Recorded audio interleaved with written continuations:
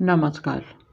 श्रीमद् भागवत गीता और जिंदगी, प्रस्तुति 71, अध्याय 3, यज्ञ और ज्ञान, श्लोक संख्या 9।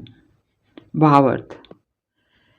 यज्ञ अर्थात ईश्वर के लिए किए जाने वाले कर्मों के अतिरिक्त अन्य कर्मों से यह मनुष्य कर्म बंधन को प्राप्त होता है। इसलिए हे कौन्तेय, तू आसक्ति से रहित होकर उसके लिए अर्थात यज्ञ के लिए भली भांति कर्म कर।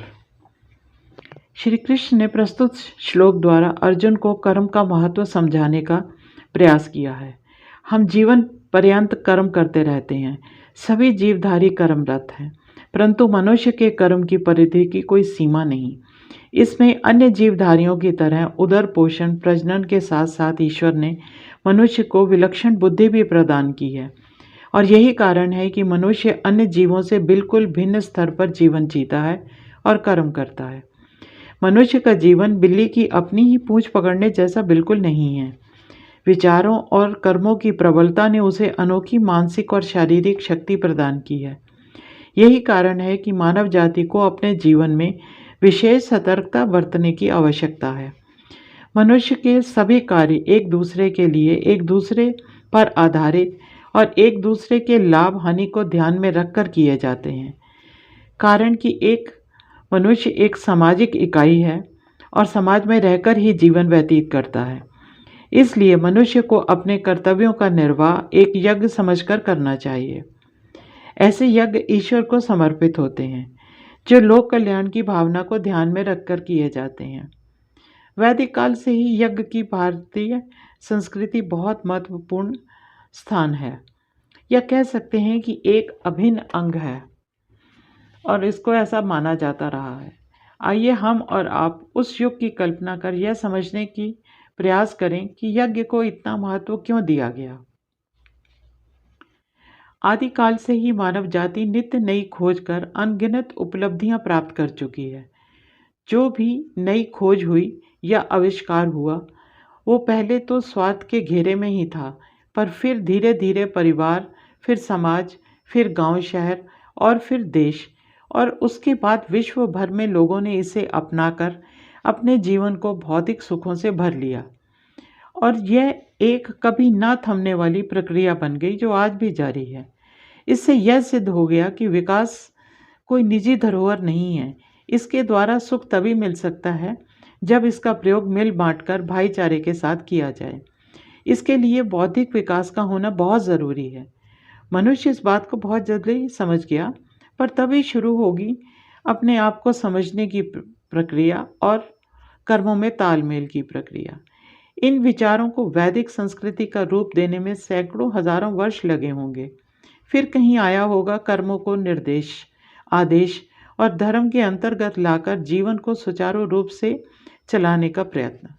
इस प्रयत्न में भारतीय संस्कृति ने एक विशाल रूप ले लिया। भारतीय सभ्यता में हर किसी को अपनी राह निर्धारित करने का अवसर दिया गया। अमुक देवी देवता को मानना है, यह पद्धति समाज के छोटे छोटे समूहों में बंट गई। कुल देवता और कुल गोत्र आदि की स्थापना की गई, पर विकास और चिंतन की अविरल प्रक्रिया में जीवन के मूल सिद्धांत और आदर्श एक जैसे ही रहे।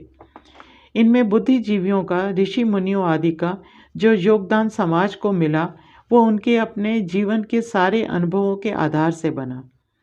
वे दीर्घकाल तक जीवन रहस्य समझने का प्रयास करते रहे, जिसे भारतीय संस्कृति में हम उनका बहुत बड़ा योगदान कह सकते हैं। कालांतर में अनेक धर्मों का जन्म हुआ और धर्म का पालन करने के लिए धर्म ग्रंथ लिखे गए, जिनमें अमुक धर्म का पालन करने के लिए कुछ विशेष नियमों का उल्लेख किया गया। आज भी ये धर्म ग्रंथ अपने अनुयायियों के बीच तालमेल बैठाए हुए हैं। हमें एक बात पर ध्यान दें तो समझ पाएंगे कि जब कोई भी नया धर्म उभर कर सामने आता है तो उसका एक ही कारण होता है: तत्कालीन समाज में फैल रही अव्यवस्था, अहंकार, लोभ आदि का बढ़ जाना। इन बुराइयों से जहाँ एक और कुछ व्यक्ति अपने को संपन्न एवं सशक्त समझते हैं, तो वहीं दूसरी ओर सारा समाज और देश उनके द्वारा दिए गए त्रास से कष्ट उठा रहा होता है। बौद्धिक और आध्यात्मिक विकास जो समय समय पर होते रहते हैं, उनसे सामान्य लोगों का मनोबल बना रहता है। यज्ञ आदि के नियमों के आधार पर चलने से आपसी सद्भाव का विकास होने लगता है। वेद, पुराण, दर्शन, शास्त्र आदि ऐसी ही आधारशिला हैं जिस पर आज भी भारतीय संस्कृति को गर्व है, और आज भी धर्म का आधार ये ग्रंथ ही हैं। सबसे नया और हाल ही में बना धर्म ग्रंथ भारत का संविधान है, जिसमें सभी भारतवासियों के सर्वांग विकास की दिशा निर्धारित की गई है, और ये सब समाज में व्यवस्था बनाए रखने का प्रयास है, जबकि निजी धर्म इससे भिन्न है। यज्ञ अर्थात किसी विशेष कर्तव्य और कर्म का निर्वाह।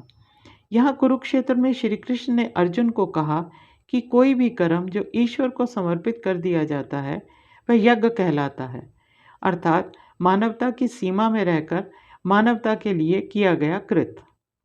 मानव जीवन रूपी यात्रा को कई भागों में बांटा गया है और तदनुसार किए गए कार्यों को यज्ञ कहा गया है। उदाहरण के लिए यज्ञ पवित्र धारण करना या वैवाहिक जीवन आरंभ करना आदि ये भी यज्ञ ही माने जाते हैं। मनुष्य को इसी के अनुरूप कार्य करने होते हैं, और बुनियादी तौर पर भी हमें यही सिखाया जाता है कि हम किसी भी कार्य को करें, बस उसे सबके हित को ध्यान में रखकर करना चाहिए। कण कण में ईश्वर का वास है, तो हम हमारे कर्म ईश्वर को समर्पित कर सकें ऐसे होने चाहिए। सभी धर्मों का यही मुख्य उद्देश्य है, और इसे ही आधार मानकर सभी धर्मों के धर्म ग्रंथों की रचना की गई है। भारतीय धर्म ग्रंथों में भी यही निर्देश दिए गए हैं। श्री कृष्ण का अर्जुन को प्रेरित करना, धर्मानुसार प्रेरित करना, सबके हितों को ध्यान में रखने के लिए प्रेरित करना, यह कृष्ण द्वारा अर्जुन को कहे जाने वाले शब्द मात्र नहीं थे। उन्होंने जो भी कहा वह भारत की मूल वैदिक संस्कृति पर आधारित था। श्री कृष्ण का प्रयत्न यही था कि अर्जुन असमंजस की स्थिति से बाहर निकले और अपने कर्तव्य को पहचाने।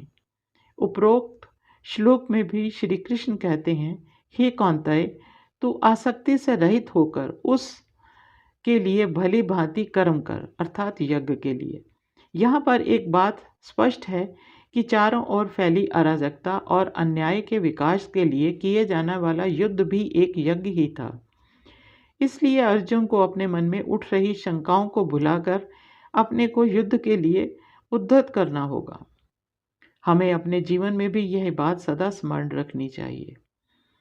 धन्यवाद। नीरा भसीन।